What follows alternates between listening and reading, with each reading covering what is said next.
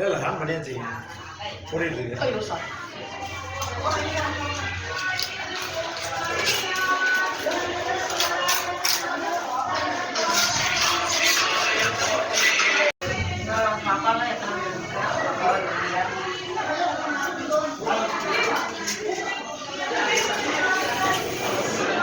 நம சிவாய வாழ்க நாதன் வாழ்க இமை பொழுதின்